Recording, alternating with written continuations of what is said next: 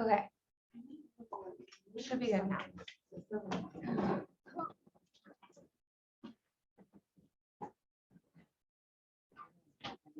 Yeah, I had a cup of coffee and the breakfast system was going. "What?" So Tyler is getting married outside. Yeah, Wow, where are they getting married? New Albany, it's honestly, I have no idea what the news called. Wow. I Is should it have. off of Harlem? Is it Jorgensen's Farms? Or is it Noah's I know it's on Forest Drive. Forest? He's Is there a exciting. name of it? He's such a good guy. It's one of the event centers. Yeah, it's right off of Johnstown. 62. Yeah, There's two of them over there, but I'm surprised it's outside. Because they have the two event centers that are over there are covered. Maybe they were booked. Maybe they Yeah. just wanted outside. It's kind of a hot time of year. I mean, right. it's a crapshoot. It's gonna rain or it's gonna be. It's gonna be, yeah, a million degrees. Where are you gonna find the umbrellas? Big ones? I don't know if he found them.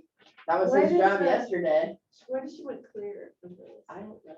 I was like, where do you even find them? Like I remember players? having one when I was a Like for little kid. kids, like, Yeah, I wouldn't even know where to look. I've never even seen clear. And that's what you're gonna need, that's, Right, or beach umbrellas, also not clear. Well, the reason the umbrella is to cover for the sun. So it It's doesn't clear. make sense to have it clear. Unless if you want to just lighten the rays just a little bit, then get a clear one. But, No yeah, idea. I don't know how much UV protection you get. well, I know, that's what I'm saying, well, that's why they don't make them necessarily. It's not meant for that, but like, That's so maybe- funny. Well, we'll let him figure that out, poor guy. Unless it's at a theater kind of thing. Right, yeah, I don't know why you would want it. Oh, yeah, maybe. Yeah. I'm gonna have to take off early because I gotta go show some houses at 10, so. Okay, well, this isn't gonna take more than, I would say, 30 minutes unless you guys have a lot of questions. Okay. I have some, but I'll hold off because mine's gonna be kind of weird. Are we gonna wait for anyone else, or is this it? Courtney would be here. She said she didn't set her alarm. And so she should be here maybe in 5 or 10 minutes. I would go ahead and get started. Okay. with that, yeah. All right, cool. Well, so again, I think most of you know, I'm Scott Dawes. Helen's here. She's going to, like you said, record some of this just so we can post it out there on social media. I'm also going to turn this into a CE class because a lot of my referral partners have asked me like, how do you get so many reviews, right? Which made me start to think. In fact, I asked them, I'm like, hey, if I did a CE class, is this something you think there'd be value in? And they were all like, absolutely. So we all have our things that we're good at. Like as realtors, you guys are typically good at social media. Like there's all these things that I think we can leverage from one another. I always sit and look at my referral partners' social media pages and just go, I wish that was something I did more of, right? So I think there's always things that we can kind of learn from each other. So this is just one of those things that was born from people asking me like, how is it that you have such success with this? So I thought I'd just share this with people. So, so let me get your take. Right now, how are you getting reviews, if at all? I was for quite a while, and I've fallen out of the habit. I was about a week before closing, I would ask them for a review, and then usually at the closing, and then also about a week or two after, like I would wait a couple weeks for one session and moving ones. So I would usually ask 3 or 4 times, and I'm considering sending out a mailing saying, if you've already got a review, you're going to be entered in my raffle 5 times. If you do one in the next 24, do something like that to get more. Okay, good. So you're manually doing everything. So manually sending them the review. Yeah. Yeah, okay. And if you guys wouldn't mind, would you mind signing in? Because I want to track who I give this class to. What about the rest of you? You guys doing anything with Google or? So we have a Strive for 5 initiative. So I'm on a team. So pretty much what that looks like, I put it together. So right at the beginning of the transaction, I'll call and introduce myself, be like, hey, I'll be your main point of contact moving forward. We have a Strive for 5 initiative where we create the best real estate experience for you. So I mention it right at the beginning, so they're kind of thinking about it, and then I'll mention it. I call them every Friday. About like halfway through, I'll mention it again, just be like, hey, remember the Strive for 5 that we're creating for you. And then I used to actually ask it a week before closing, but I found that it just wasn't getting done because they weren't at the finish line yet. So, they still had some room for what if something happened. So now I call them a day before closing, ask for the review, send them a link through our CRM. And then if I don't see that review, I typically tell them, hey, if I don't see it, just know that I'll be reaching back out, just to make sure everything went okay. And then we actually have our agents follow up with them as well about a week after. So there's a few points. Yeah, and you're doing some really good things.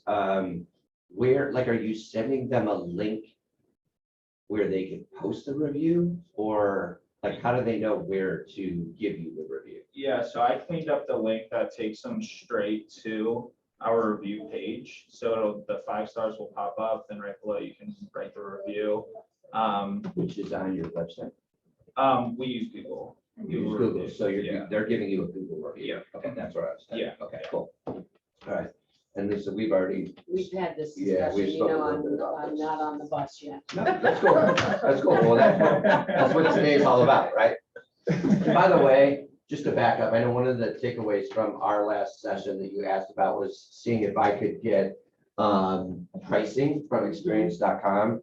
And I don't know if it's I don't know what your experience is, but unless you're a big enterprise calling to get pricing for a lot of people, social media sites or online sites, many of them are the worst at getting back to you. I don't know what it is. It's like you want to give them business and they don't respond to you. So, if you're a CIO for a big company, I'm sure they get right back to you. But I submitted an inquiry to experience.com over a week ago and they've still not gotten back to me. So Wow. that's the struggle we all have as small independent business owners trying to implement something like this. So that's why so many people, good morning, are using free things like Google, right? But I talked to our CIO and I said, hey, how hard was it for us to get pricing? He's like, oh, they got back to me right away. But the pricing that we pay, he said, is going to be much different than it would be at the team level because we have a big enterprise account. So it's not even worth me sharing at this point, but as soon as I'm sure they'll get back to me, but it's probably going to be 2 to 3 weeks. And I'll just say, hey, what's pricing look like for a team of 5 or 1 to 5 people? Because that's typically what they'll price it out at. So I can't even tell you, I use experience.com and I'll talk more about that, why I use it. Because it's fabulous once you get it implemented, right? And I'll show you what it looks like. I have my personal page brought up, which we'll jump in here in a minute. So starting here on page 1, where we talk about automated surveys. So the key is automation, right? We are all so busy. The last thing you want to do, and your process is great, but it's very manual, right? And so Right. what experience.com, or I'm sure there's other similar type online review platforms out there, it takes the, oh, I got to remember to do this, and oh, I got to remember to do that process out of it, and it does it for you, right? So I'm going to speak from kind of what I'm doing, and then, and it's Courtney, right? Yes. So Courtney, are you using any type of, do you have a process right now? And don't feel ashamed because there's a My lot of people process who don't. is I put it onto my team. and Okay. they take care of it. And how are they doing? Do you get a lot of reviews or? I don't think I really have many. You don't No. think you have any? Okay, which is fine. I just want to get a feel for where everybody's at. So the key is automation, right? And there's platforms out there that takes the, I need to follow up and do this because we all get busy and we're well intended and it doesn't happen, right? So automation, the first key is you don't have to do it yourself. The second one is, the great thing about automation is it posts it out to all your social media, so you don't need to do it. And so you can set the criteria. If the only thing that you want to post is a 5-star review, it'll do that for you. So it'll put it out on whatever platform you're using. If you're using Facebook, Instagram, Twitter, like it will, most platforms will automatically put it out there for you. And like for me, I don't want anything less than a 5-star review getting posted out on social media. I, matter of fact, need to go back and talk to our IT department because they have any review posting. And so there's other people in our office that we've been talking about this and, you know, they've had less than a 5-star review post. And so they don't want that out there. All they want is a 5-star review. Depending on how you have the questions set up, if it's a really broad survey, you could have questions that impact your score that have nothing to do about you. So we'll talk about that a little bit more, but you want that survey to be about you and the experience they've had with you, not with the title company, not with your lender, not with whoever. Make it about you. And that's where the questions are really important. We'll jump into that as well. So these reviews post out onto social media or they post out onto Google and Zillow and. Everything all- above. Okay, whatever you. Everything above. wherever You want can to. set it to go wherever you want it to go. Now, it took a while for, like here, I just Googled myself. So this is, I just Googled Scott Dawes loan officer. So this is my Google page, my Google business page. You can see somehow someone gave me 5 reviews on Facebook directly. Like I don't request that, but people just went out and gave me a review. So that's kind of an extra little something special. But this is what I care about. This is where myexperience.com reviews I want posted. So that's the first thing they see. And that's another thing, keep in mind. Millennials, and you know, they're now becoming one of the largest purchasers of homes. Like they have a lot of money and there are a lot of them, right? So what's the first thing a millennial does as soon as Reviews. they Google you? They want to Google you and see what is your online presence look like, right? So right here, this is so important. Now, I will tell you that Google was very opposed to having anything other than Google reviews on here, right? Which is funny, I don't even see my Google reviews on here because I know I have, is it further up? They're included in your experience ones. Oh, do they They throw just those put in them there? all into one. Okay. So now, like when someone looks at that, 5 out of 5, that's what I want them to see.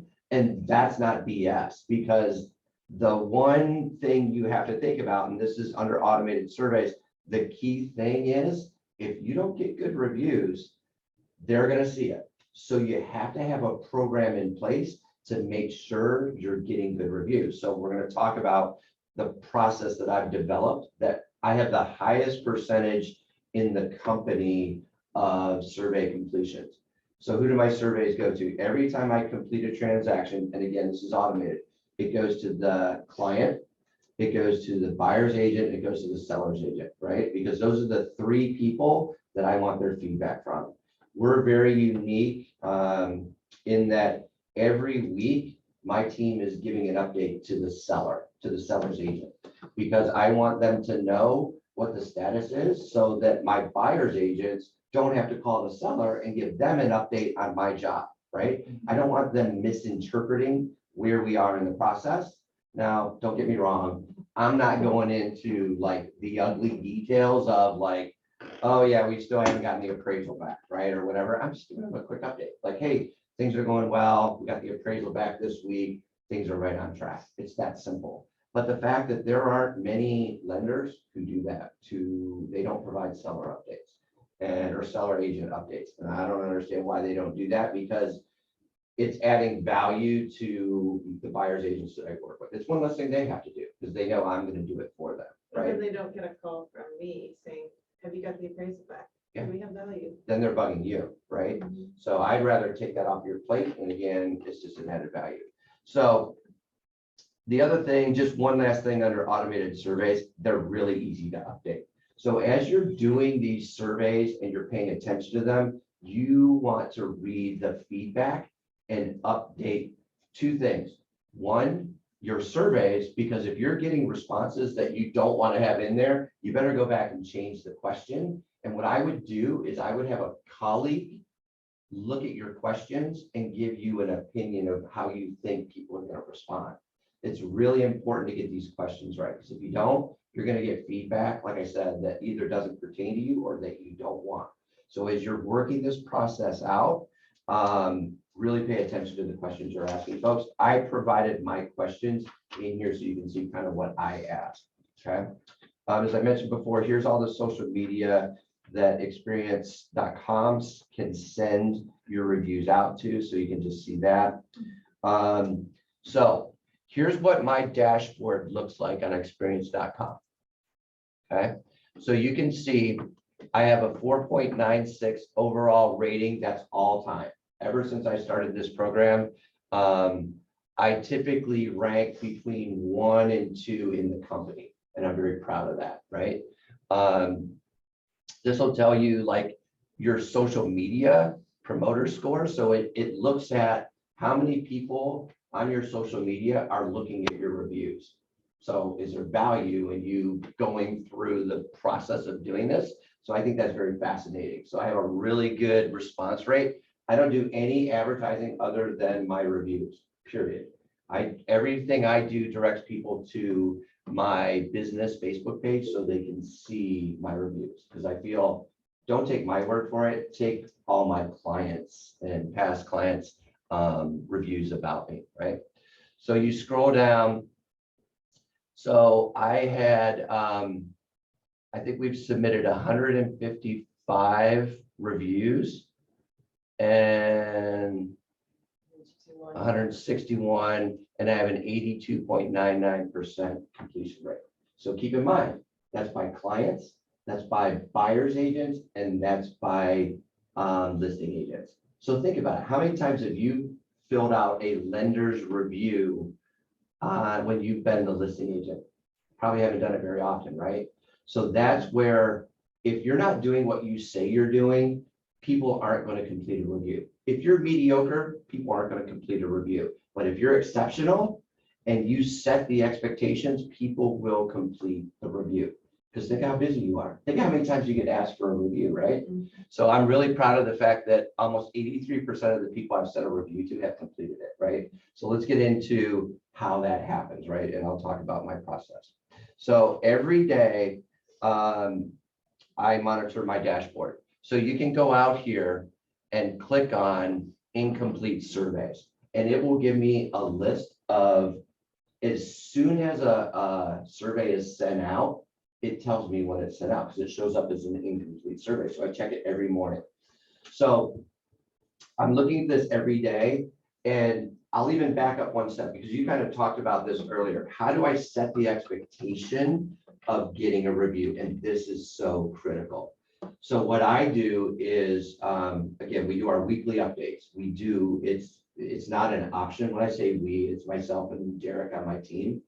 And now Derek has really taken this over, where every week he's giving weekly updates to all 3 parties.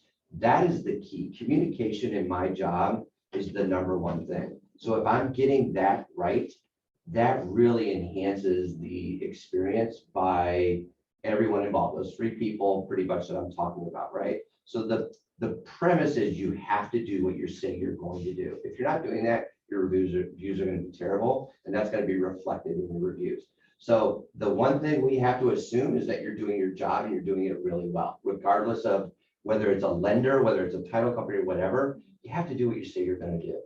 So assuming that's being done, then what I do is at closing. So I try to attend every closing. Because it's like a feel-good moment. It makes me feel good knowing like we got to the finish line, right? And I always bring a gift to my closing.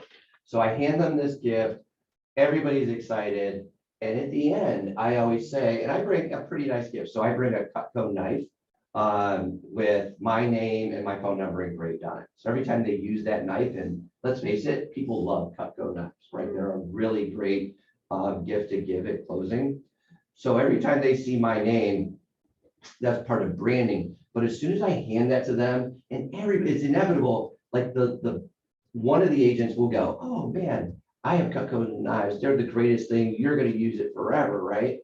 And then what I say is, they're kind of like, this is so nice. You didn't have to do this, blah, blah, blah. I just say, look, the only thing selfishly that I'll ask you to do is you're going to get a review in like the next couple of business days. Would you please take the time and complete that survey? Here's the key. One is saying that, but the other thing is letting them know it takes less than a minute or two to complete. Because if they think I'm getting a survey and it's going to take me like 5 minutes to complete, they're just not going to complete it. Okay. So my survey, I think, is 5 questions.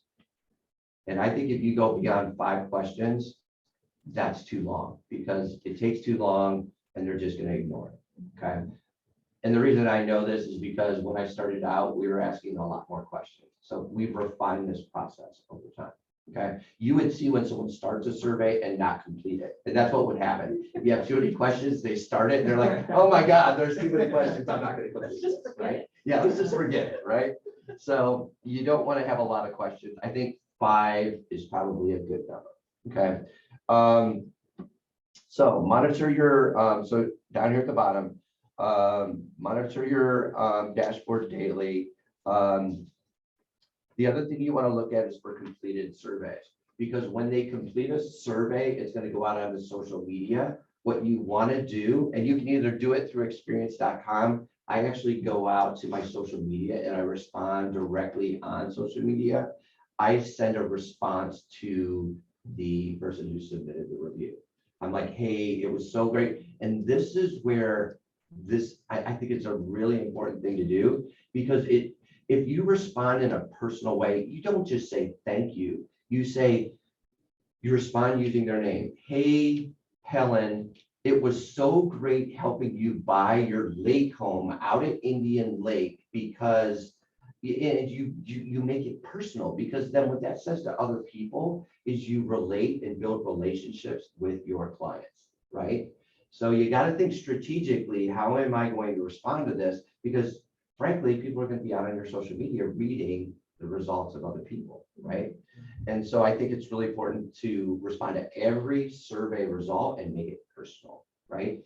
Remind them of that experience and how great it was, because that's going to help in future referrals from them, because they're going to see it on their social media if you tag them, and then it's going to pop up, a year from now under those, hey, remember when this happened kind of thing, right? And the other thing you want to look at is if you do have age surveys, you want to work those age surveys. So we'll get through kind of what that looks like in my process here a little bit. Okay. So I know I jumped ahead a little bit before, but setting expectations. So mention at closing that they're going to get a survey. Mention to them how important it is for us to get a 5-star review. So what I say when I tell them that they're going to get the survey, I let them know the only form of advertising that I do are my reviews. And this is so important to us. And I make them think back to when they got started. And I say, do you remember when you were thinking about what lender you were going to, and just insert realtor for lender, right? When you were thinking of what lender to use, did you happen to go out to any social media to research me or whoever you were considering? And I will say probably 95% of the time, they say yes. Regardless of their age, people go out and they Google you. They want to see what your social media profile looks like, right? And I can guarantee you they're going to my reviews to see what my reviews look like, because that's pretty much all they're going to see on my social media site are my reviews.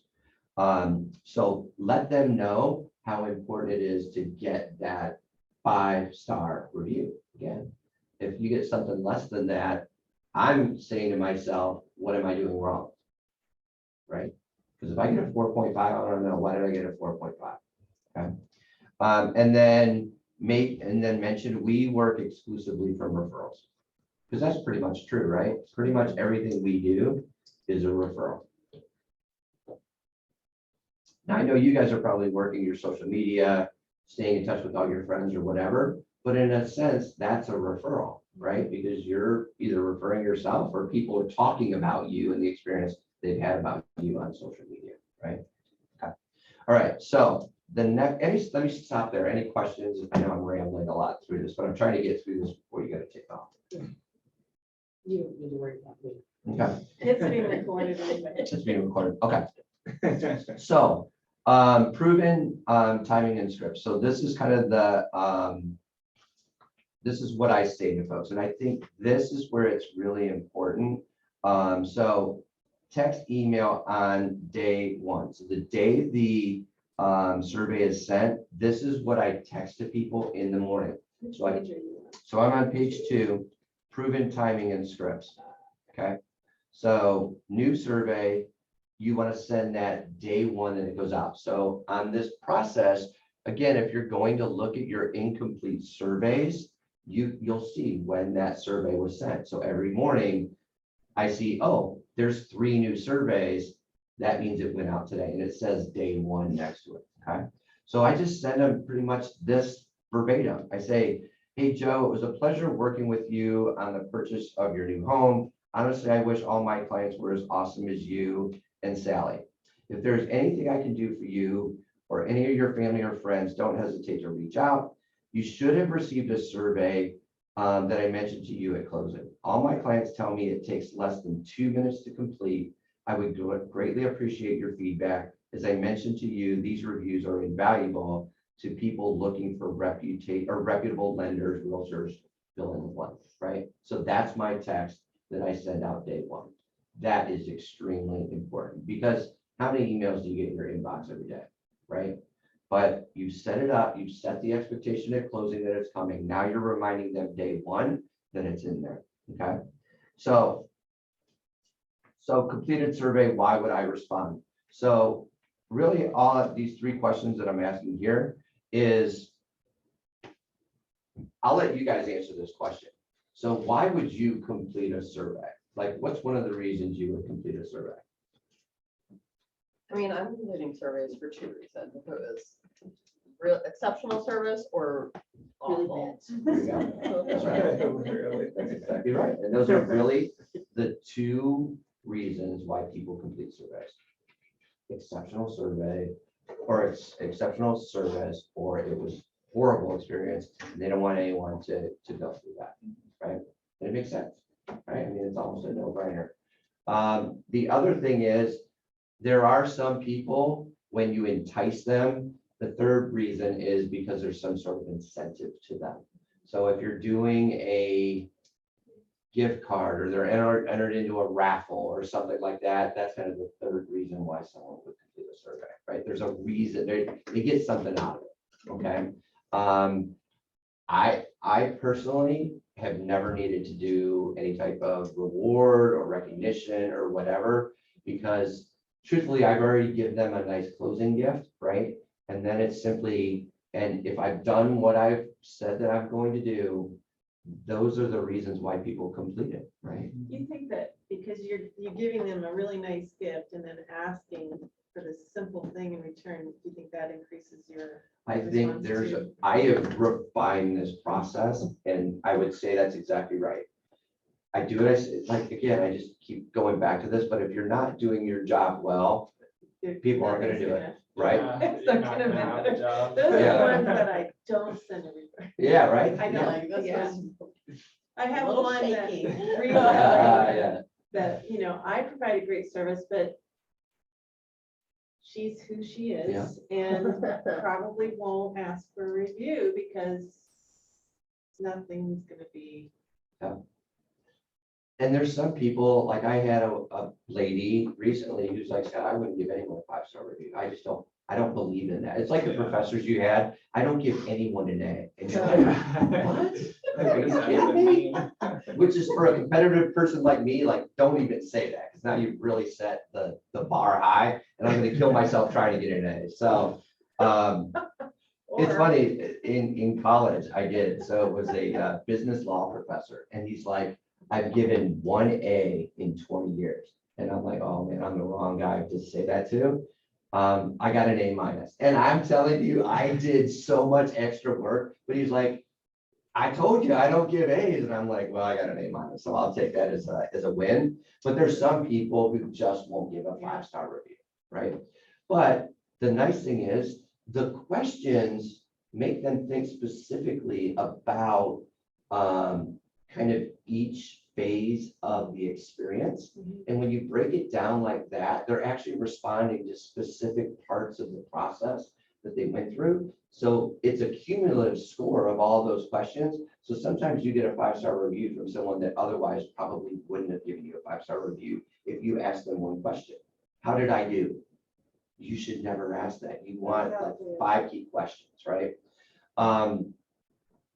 So, I mean, to answer your question, as far as you really have to be careful when you're using an automated process because it's going to capture reviews from everyone. You can't limit who it goes to because it's automated. You want it to go to everyone.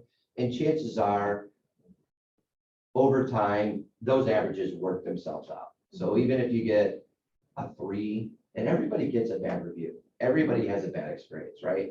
But overall, your overall experience is going to be positive enough where that small review, that one-off isn't going to matter, right? But the benefit is where you're not having to manually do it, so you're not capturing reviews at all. So it kind of weighs. So you get more of the 5 stars.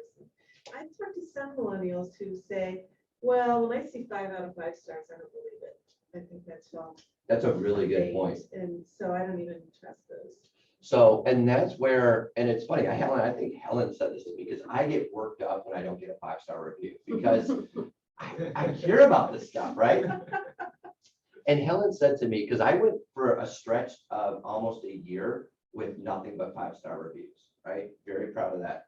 But, and then I got a 4.5 and I'm pulling my hair out, even though I don't have any hair. And I'm like freaking out. And Helen said to me, I think it was you, where you're like, Scott, that's actually a good thing Yeah. because it was getting hard to believe that anyone could get that stretch of 5-star reviews. So I was like, okay, I don't know, I'm okay with that. I'm gonna, all right. But it made sense because it is true. If you get nothing but 5-star reviews, they want to know, why are you only getting 5-star Well, reviews? it's like at Amazon, I use this site called FakeSpot because Amazon is known to have a lot of bloatware Yeah. in terms of reviews. And Yeah. so people look at these kind of things the same way. Yeah. Well, they just got their friends to Yeah. do that. Well, So, and on the news just the other night, there was a company in New York, a restaurant, where they started getting these bad reviews and they're like, what is going on? Because they, again, it's like a 5-star restaurant. Yeah. And they're like, why are we getting these bad reviews? And lo and behold, there's now people who are going out and they're posting bad reviews and then holding businesses hostage and say, if you want us to So stop Yelp does doing this. this, you have to give us, it was like a $75 gift card is what they wanted. Why are people Yeah. so awful? I know, What right? are I mean, it was like almost a Michelin star restaurant. Yeah, that's It was like That a- is completely. that's yeah. extortion, isn't it? It is. Technically. And so, Yelp Yeah. does that kind of thing, or we're gonna put your low review, your 1-star review prominent. very Of course, top. it was, like 1 out of 500. Yeah. And we're gonna put that at the top, unless you pay X dollars for us to subordinate that Yeah. way at the bottom where it should be, like, that's just. Yeah. I'm glad Now- that got busted out. yeah, some of these processes have been cleaned up actually because the FCC got involved and forced these, like the Yelps and whatever, to clean up their process because they claim to be an independent process. Whatever. But these things still happen, this extortion thing. And these are big social media platforms, right? To gather these reviews, they're kind of like, they're aware of it. And they'll eventually fix it, but they had to like provide all this proof that they're being extorted. So, yeah, it's definitely a pain in the butt. Okay, so next section down here, under incomplete age survey.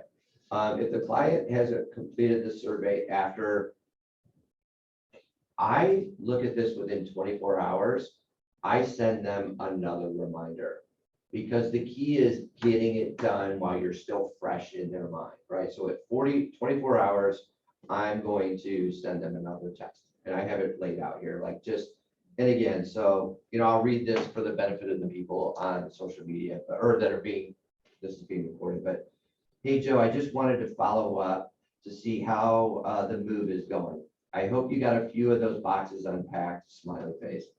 I can only imagine how busy you might be right now, so I wanted to send you a quick reminder about the survey I sent. If you don't see it in your email box, it might have ended up in your spam folder. For your convenience, I just resent it to you today, so it is at the top of your inbox. As always, please let me know if there's anything I can do to assist you. Have a great day. So Scott, you've pre-written all of these, but Yeah. obviously there's some nuances that you're putting in. How do you make sure you? I don't know. I send the same thing every time. Okay. So I like- mean, like, so I about change like your you name and and whatever. Sally, like. it Yeah, oh, doesn't yeah, seem you're like- changing Like this, client yeah. name. Yeah. So on my template, I actually I don't put any names in there. I just bold client name and then agent name, because hey, client name, and then can agent and I count on you for the review.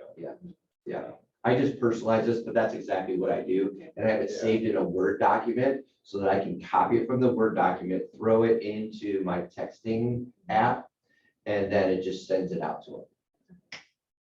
Takes 2 seconds, right? If I was really tech savvy, Helen's probably sitting over there going, yeah, but you could automate that too, right? So there's probably a way of automating my text so that I don't even have to think about that, right? But it's so easy, copy, paste, send.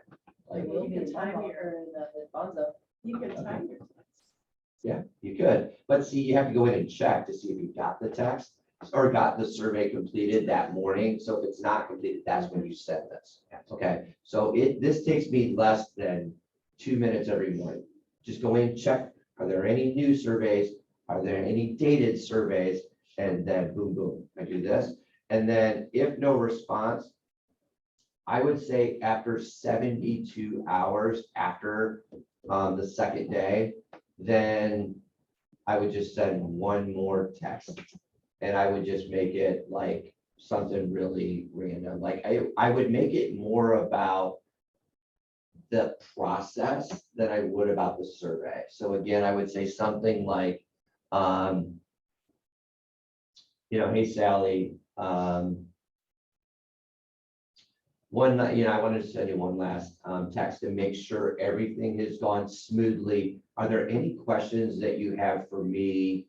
I'm trying to make this so that, like, from your perspective, like just that 3 to 5 days after closing, hey, how's everything going? Like just a check-in, and then just finish that sentence with something like, and oh, by the way, if you haven't had a chance to complete the survey, would you mind doing that? I'll resend it to, meanwhile, you know that it hasn't been sent. I'll resend this to you one last time so that it's in your inbox. Because again, someone just moved, right? Yeah. The last thing they're worried about is a survey. But again, I'm getting 86% of the people to complete it, so they will do it. But I think it's entirely because of this process, Well, right? and they like you, And they like you. because let's face it, even with the process, if they didn't like you. Yeah. They'd be like, Yeah. forget it. And the one thing I want you to pick up on is I've never led with the survey request at the beginning. Make it about something else, not about the survey, and you throw the survey in at the end of your text, right? So it's kind of like an afterthought, like, hey, and oh, by the way, I'd really appreciate it if you can do this text, right? But by the third one, you can expect numbers like this, right? It's just people get busy. It's not that they don't want to do it. It's just that they're busy doing other things. But this is why it's so important to do this first thing in the morning. Because how many people, when you're sitting there drinking your coffee, that you have your phone in front of you? And they can do this from their phone. Okay, so that's why I do it first thing in the morning. If you do it during the day, because again, I've tested this, during the day is horrible. Mornings are gold because I just thought of myself, when would I complete a survey? In the morning when I'm drinking my coffee and then my day isn't starting. Something I can easily go. done. Yep. Or like late at night when I'm like sitting on the couch. Yeah. Yeah. That is not when I do it. That is when I'm like, don't talk to me. Well, yeah, but they're gonna get that text reminder that morning. Yeah. So you're right. If you're one of those people where I deal with this stuff at the end of the day, you've had a reminder in the morning. After the third one, you're kind of guilt complex into, Yeah. okay, I gotta get this done. I Yeah. wanna do it for them, right? So just, the last thing here, benefits of survey completion. So as you can see, I have a lifetime referral completion rate of 87%. With an average score of 4.96, 83%. I don't know, I guess that's because I have an 83%. I think it's more like higher than that, but on this screen, it's 83% with a 4.9796 average score. Again, I just think it's more of the fact that you're getting your scores completed, assuming that I'm doing everything like we talked about before. If I'm doing my job well, it's just a matter of getting people to complete it. And just having a process is really important.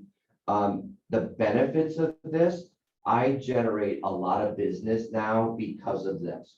So a platform, if you're not using LinkedIn, that's really important that you get a LinkedIn profile built. And you tell me this all the time, it's an underutilized platform, but in terms of getting referrals, I get a ton of referrals now from LinkedIn, from professionals. Do your reviews go on LinkedIn? It does. Oh, I see it there, yeah. Yeah, and I never expected that. But when you think about it, think of all the people you network with, that you network with professionally, right? But to get professional reviews, they want to make sure whoever they're reviewing is reputable. And that's what LinkedIn is all about. And so what's blown me away is the number of referrals that I get from people I don't even know. But as soon as I get a referral, I always contact that person like, hey, thank you so much. Like, how did you hear about me? Dude, I've never seen anyone get more 5-star reviews on LinkedIn. And I'm like, wow, like I never expected that. So there's something about getting 5-star reviews on LinkedIn where you'll start to get reviews from other professionals, from people you would never even think would send you a review. So that's a little golden nugget that if you're not using that, I would absolutely use that. Sidebar, LinkedIn is the most uncluttered platform on social media. So there's not nearly as many ads as Facebook, Instagram, TikTok, Twitter, all of that. There's not nearly as many people just posting pictures of their food or their gym. Or their political agenda. Right. I feel like attacked People right get- now. Get on LinkedIn for 2 reasons. To look for employment or to literally research somebody that they're looking to do business with. Huh. That's it. Sure, you're not scrolling on LinkedIn. Or to learn, so 3, learn something, like you can learn something from LinkedIn. It's more of a platform that people want to give you as a resource what they're doing in their day-to-day as like work-wise, as opposed to pushing your kids and your family and all of the other things. So I'm going to move this along kind of quickly because I want to be courteous to people's time. So I'm going to start flying through this because we've got about 8 minutes left. So bragging rights. Once you start getting reviews like this, when I have my intro calls with clients, I drop the fact that, I have a really high survey rate, that my clients give me a 4.96 review. So I don't say take my word for it. I somehow drop this in whenever I have that intro meeting with people. And I let them know, I have over 160 reviews and I have a 4.97% rating. Because now I feel like that's don't take my word for it. And I kind of promote the fact go out and you should be doing research on the people that you're doing work with. And I know there's a lot of lenders who don't have this kind of survey results. So I use that as don't take my word for it, take my client's word for it, right? So then they go out and read what other people are saying about you. And I think that also leads to my I don't know, the number of people that are referred to me, I close about 50% of those. which is really good. The average is about 25% in my industry. I close about 50%, and it's all, I think, because of maintaining this program. You want to have a script. And again, this is what I say, according to my previous clients, I received consistent feedback on my, and this is where you have to mine these questions to see what you're good at, because it's going to come out in your survey results, because at the bottom, you ask them for comments. This is really useful information because they're going to tell you what your strength is, right? It's either communication, it's your follow through, it's your friendliness, whatever it is, they're going to tell you what you're the most successful at, and then you can leverage that in your presentation. My clients tell me I'm really good at this. So if that's the type of realtor you want to work with, this is something I'm really good at, because they want to know that, right? So it's really good information that you can use in your pitch. Networking, this is where you want to make sure people are plugged into your social media, because again, our database is gold, right? Would you not agree that working our database is something we should all be doing? Having people plugged into your social media, now they're going to see your 5-star reviews that are going to pop up on your realtor pages. That reinforces, that you're still doing a really good job for other people than just that individual, but it keeps them front of mind because people love to read what people say about other professionals. I can see the number of times people click on my reviews, and it's insane the number of times people click on these reviews to read them. Because if you go onto your business page, you can see your impressions. My impressions for every 5-star review is at least 300 impressions every time one of these 5-star reviews posts. 300. That's where people just click on it. Now I have 2,400 people that I'm connected with on Facebook, but I get 300 impressions every time a 5-star review hits, Wow. at least. Because the more people write, the more, and we changed up our questions recently where we asked them more specific questions about feedback. And once they started writing more comments at the bottom, the impressions go way up. Okay, so I want to get to that. So let's jump to on page 4, the questions that we're asking. Okay, so our first question, let me see if I can bring these up. Where are my questions? Reviews. So if I click on this, you can click on details. Okay, so the first question is, how would you rate the service and support you received from, and then insert your name. This is just, you got to keep in mind, this is what it looks like on the system, but that would put your name in there. Okay, so pretty general. And this is just where they're going to give you a star review. Okay, the second question, please rate the level of communication you receive from, and so the options here, so the first one is obviously 1 through 5.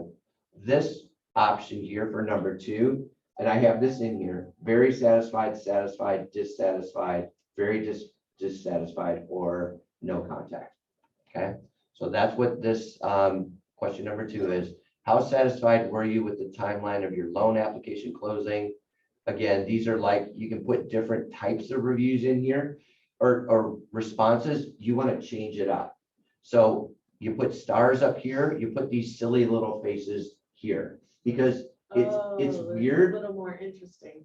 It does, and it makes each question different and unique.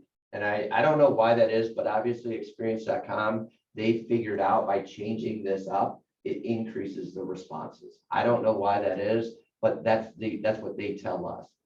Did the loan process meet your expectations overall? So the options here are exceeded expectations, met expectations, and missed expectations. Okay. Then the final one, how likely are you to refer family and friends? It's either very likely, likely, or not very likely at all. And then here, how would you rate your overall experience? So this is really critical. So I really want to touch on this. So there's 3 options, great, okay, or unpleasant. Okay, so if you're really committed to this process, this is where these questions are really important.